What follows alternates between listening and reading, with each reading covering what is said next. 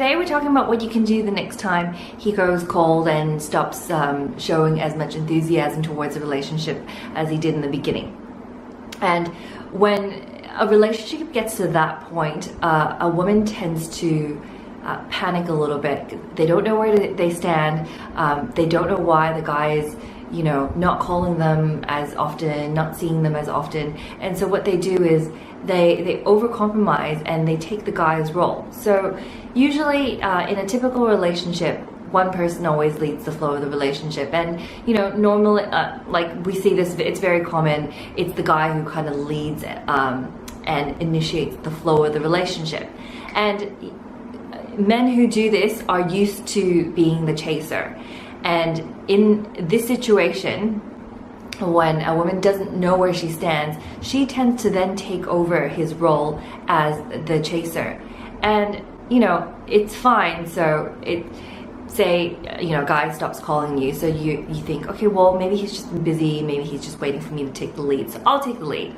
And then she'll start texting him, she'll start asking him out, and this is all good, right? Where it's a gender equality or whatever, a woman can ask a guy out. But the problem is, then it leaves him not knowing what to do, especially if he's used to being the one who's doing the chasing.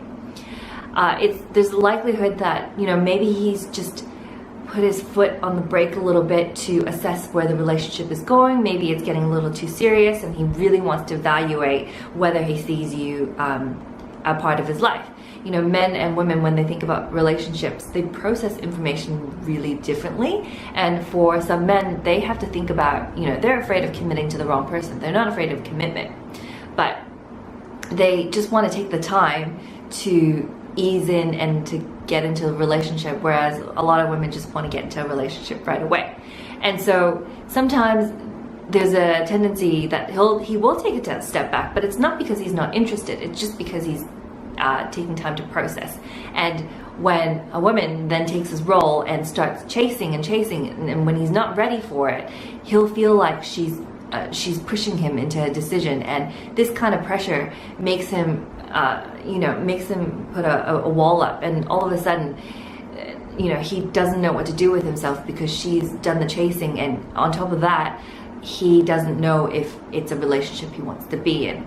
And the more she chases, the more he feels pressured, and this is when a guy gets pushed away, and the woman ends up wondering what has happened.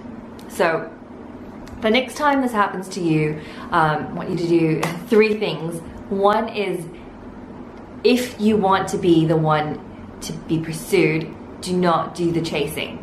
So sometimes guys just need a little bit of time to process and come to the decision on their own. As I mentioned, they're not afraid of commitment, they're just afraid of committing to the wrong person. I'm just grabbing my notes. So yes, don't chase.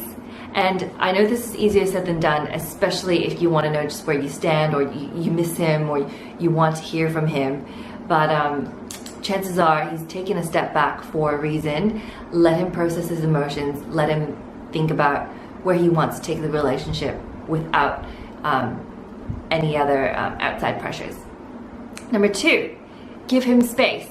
So, when you want a relationship to progress, the last thing you want to do is, let things go on a pause. But, men and women have different relationship timelines, and some men take a little bit longer to get there in the end. So if you're feeling that he's not feeling as enthusiastic, don't try to overcompensate for him. Give him space and just do your own thing for a little while. It doesn't necessarily mean seeing other people, but just focusing on what you like to do. Number 3 is think in abundance. So when women get into this point in a relationship where they feel like something is slipping away, they often think from a place of scarcity. And I'm a firm believer that you attract what you think about. So you want to think in abundance. So some of the things that you can do are mindset exercises. Even if it's not this guy, it doesn't have to be this guy. This guy does not have to be your guy. You have a lot of other options. You just have to be open to the idea. Number two is think of this as a stepping stone. So if you had it in your mind that you're going to meet your one person eventually, and this person doesn't work out, he's just one step closer to meeting your guy. So maybe he's just a date that you had to have before you met your one. Then the third is think of it as a practice relationship, a practice date. Then if it doesn't work out, you're just practicing with a real thing, right? So these are a couple of my tips, to deal with these situations and to come out with grace and patience, and to get rid of all that dating anxiety. It really has to do a lot with your mindset.